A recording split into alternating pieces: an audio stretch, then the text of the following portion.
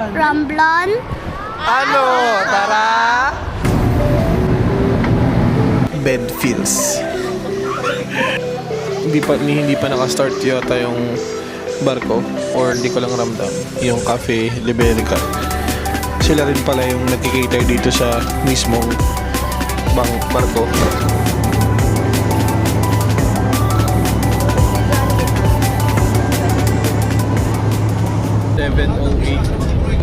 In the morning, so we are at the LTV bus, inside the LTV bus going to Batangas Port. 10:05 modern Batangas Port. Ito was about 2 hours, 3 hours. So ganda na lang ang itsura ng Batangas Port. Yung mga ganda na sila, para na silang airport. Ayan.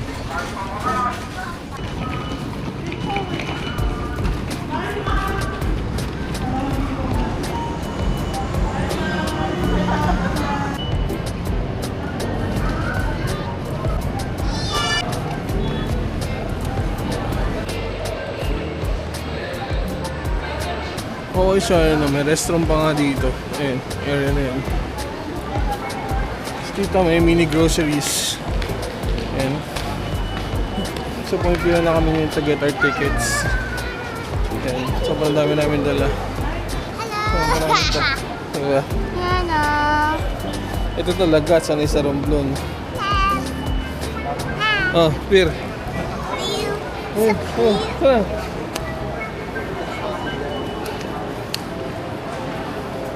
Hey!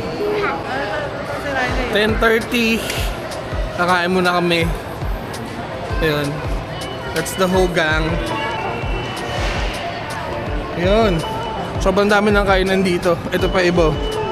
Chowking, Wendy's, may Cochiti. At look at that. May Contis. Pwede ka na magdala ng Contis sa isla. Let's go!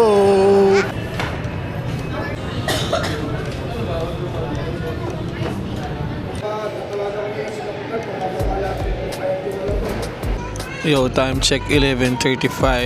Katapos lang namin kumain. Still, nandito pa rin kami. Nag-aantay. Ano oras yung boarding? Bing?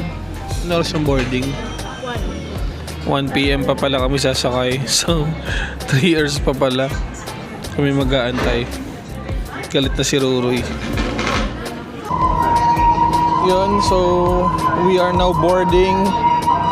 Yan, ganito pala yung tsura dito. At ngayon pa lang din ako nakalapit sa mga barko na ganito, first time. Ayan, so ito yung mga gamit namin. Ayan, doon nata kami sa Starlight. Ayan, Batangas, ayan. So laki, ayan. So mamaya, tingnan natin sa loob. Yun. So ganito pala to. Ito, makipot siya. Bakal naman. Tapos naman pas. Sasakay yung truck.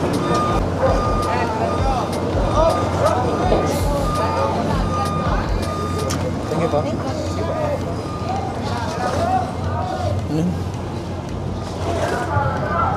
Oh, ganito palang feeling dito.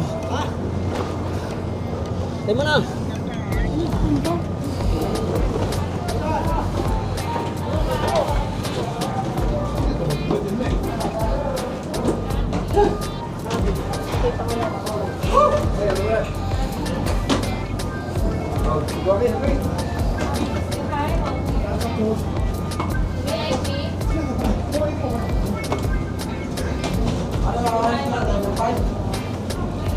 Unang pintuan po. Boy po, wag na mag-boy.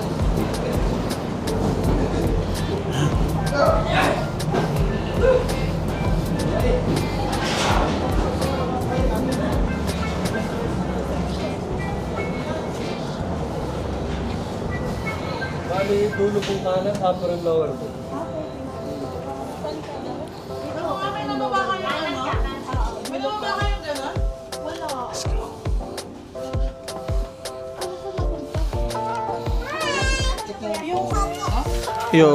So, naka-steady na kami dito sa mga bunk beds namin. So, may ano siya, meron siyang dedicated number yung na reserve namin. And may kasama siyang 1 meal ata. So, you have a choice kung kukunin mo na siya ngayon or mamaya na. Maximum until 6 p.m. ata. So, balak namin mamaya na namin kunin. Hindi pa naka-start yata yung barko or hindi ko lang ramdam. Pero ramdam ko na yung motion dahil syempre nasa tubig pa dito eh. Aircon hindi pa nakabukas as of the moment, kaya lahat kami nag-Jisu Life muna. Pagod ako, gusto kong matulog pero masyadong maliwanag tsaka kaya kasi kaya matulog dahil sigurado hihilig ka ng matindi dito. Ayun, masaya dito sa second floor ng bunk bed kasi may mini bintana ka. Just like this, yan, kita nyo may lighting. Ayun, okay dito. May tignan ko kung ano mga ganap. Ayun, i-add ko lang din na okay naman yung space, especially pag nasa taas ka. Mas feel ko dito sa taas. Yun, kung hindi ka ganun katangkaran like me 5'6", makapaglagay ka pa ng medyo important na gamit, no, na hindi mo pwedeng ilayo sa'yo masyado. Pwede mo lagay sa paanan. So, kaya pa. Yun. Maganda sa taas. Pag mga ganito, ewan ko lang pagtulugan portion na. So, yun. Yun yung mga ano dito. Kita mo ito yung mga ibang mga nasa top bed.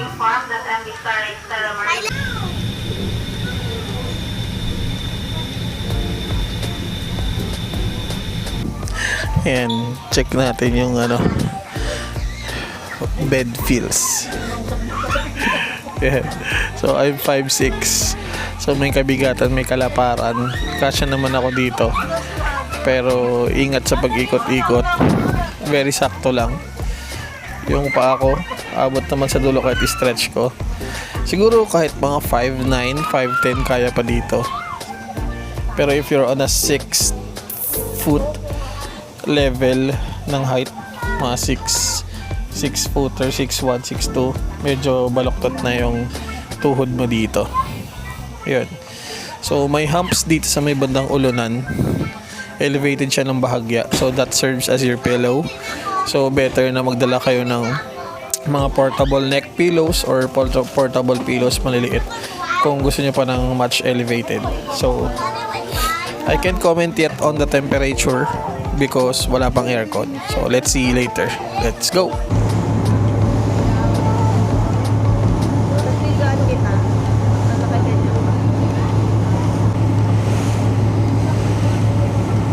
Guys, umalis na kami ng 1:40. So, ang estimated or projected time before tayo makarating dun sa Romblon is around 11 p.m. Mga 12 hours na biyahe, ganyan. Or, yeah, expect na mga 10 to 12 hours, mga ganun. Hindi ko alam kung nagbabago ba yung speed ng barko, pero yun. Sa ngayon, ayan, ganyan yung pagaspas ng alon, ayan. Bing. Diba? Let's go. So, on board, meron naman pala silang Wi-Fi options. 1 hour, 6 hours, and 18 hours. So, looking at these figures, siyempre, pinakasulit siyang 18 hours. Kasi, nasa biyahe ka for about 12 hours eh. So, kaya, mapipilitan kang kunin yun. So, this is a good marketing strat. Ayan.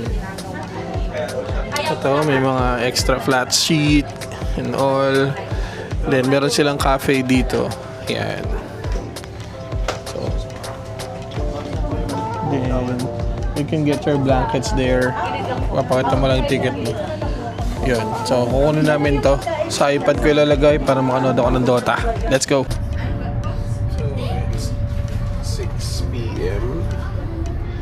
And then pwede yung pet dito. Gagawin ko siya ng aslan. Yung farmers eh. So, kailangan gawin. Stairs. Sliding door to the kitchen. And there's charging Charging station po.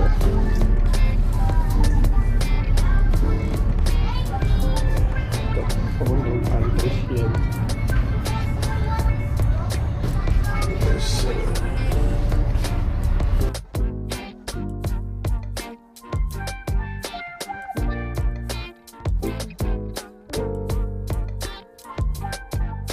Yo, it's 6 p.m. and we're hoping to get our dinner, take her dinner. So that's one of our nieces and Chirul. Parang lokal na to ng Romblon, na to nakatire. Yan, Bisaya na siya. Ano na siya, sobrang medyo fluent na rin siya mag-Bisaya, alam ko. Yan. So kain lang kami and then I'll check kung pwede kong pakita yung mga kain namin today. Yo, peace out. Hello! Asan ako Hello! Hello! Bisaya po ako. Hindi kayo marunong mag-Bisaya, no? Taga-Romblon ako.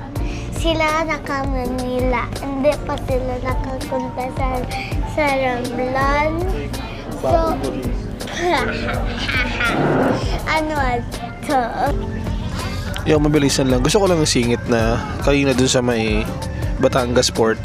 May nakita akong kapihan. Alam ko na video ko yun. Yung Cafe Liberica.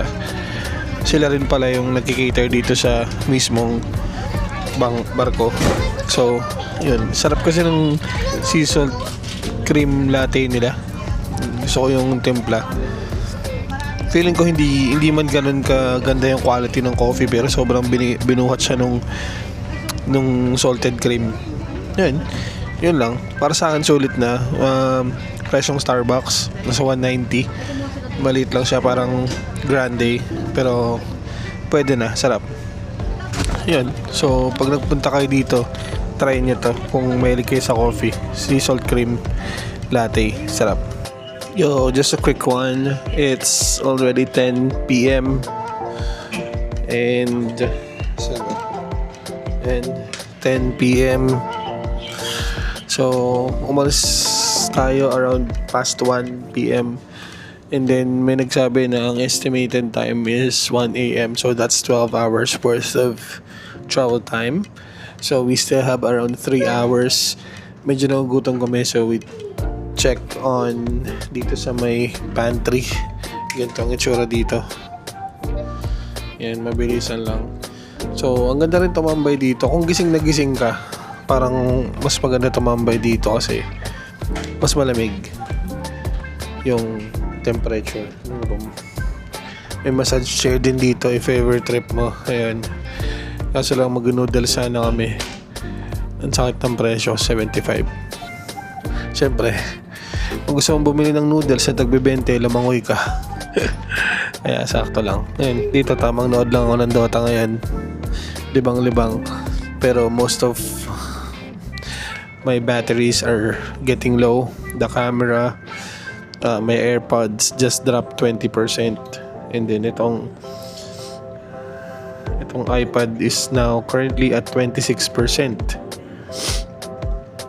26% siya. Ang masama kasi nito is dito tayo bumili ng wifi kasi yung bibilin mong code i-connect ka nila, so yung direct device lang, hindi mo rin malalaman yung password. So yun, 3 hours worth. Hindi ko alam kung tutulog ko pa ba yun. Mas gusto ko na lang kasi matulog dire-diretso pag uwi. Let's go. Yun, Romblon bound. So padaong pa lang yung barko doon sa may port. Yun. So pero tanaw na siya. Medyo madilim yung kuha, pero nakababa na kami. It's like 12:30 na ata. Hindi ako makatingin ng relo eh. Yun. Hindi na kami kasya dun sa service namin. Lahat na lang ng gamit sinakay namin. Tapos pinag-tricycle na lang kami. Convoy na lang. Yun. Yun yung kasama namin van. Yun. So welcome to Romblon. Let's go. Touchdown, nandito na kami sa bahay ko sa akong nag-stay. Kaya tita na rin. Ninang namin din siya ng kasal. So, di na rin ako nag-mic. Yan, birthday ni Rachel ngayon. Pa-surprise sa kanya si tita. Ayan, ang birthday girl. Happy birthday, Rachel! Ayan, habot na siya ng birthday sa biyahe. So, sobrang ganda ng bahay nila. Ayan, there's a cafe sa baba. Nasa kanila din. This one is one of the things na amin sa akin yan, veranda. Kasi gusto ko magkaroon yan. Ayan. And of course, yung countertop na pangarap namin. Parang, di baling walang dining. Basta may countertop. Ganun, ayan. May countertop sila dun. Kain muna kami kasi birthday ni Rachel. So, thank you Lord for the safe trip. Ayan, so, ganda. Thank you!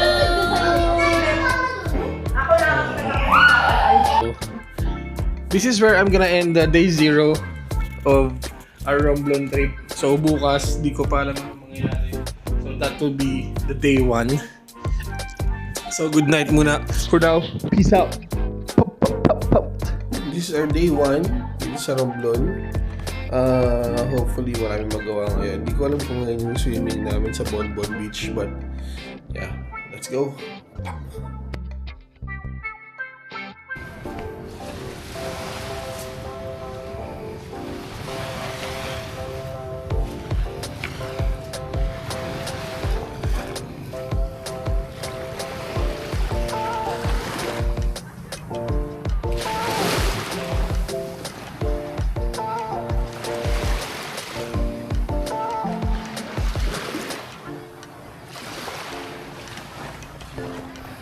Yun, so dito na kami sa Tiamban Beach sa Romblon.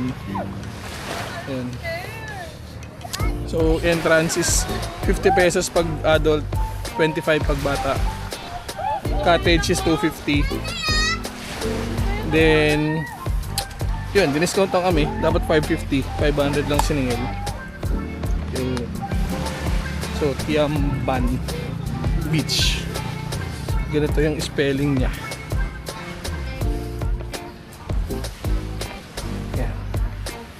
Tiamban Beach. Okay. And then, ito lang. Few steps ng cottage na nakuha namin. Ito yung worth 250. Dali, picture! Ayar.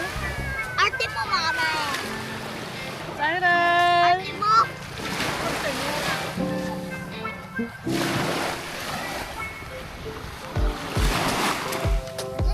Yan ang behind the scene. Yung nagaganap dito.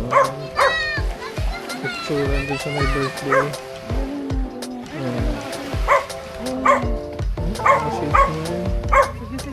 Ito mga photographers. Ayan.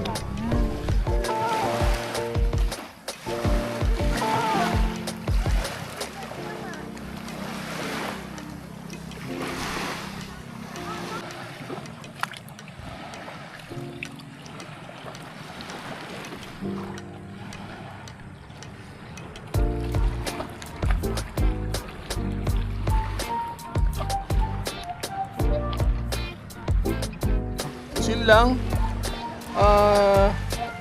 Okay naman yung sand niya compared sa ibang beach.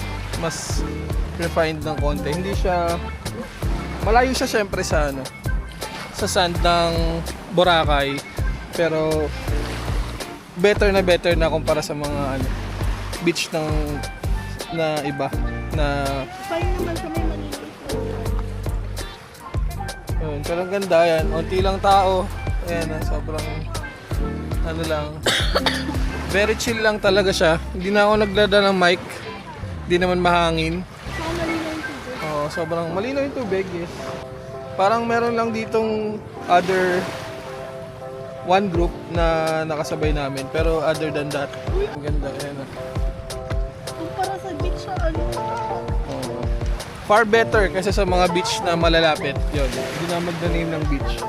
Ayan, puro picture ng nagaganap sa amin ngayon. So, ayan, mga tubig. Ayan, sobrang linaw niya. Ito yung aso, nagsiswimming din siya. Ayan. Linaw.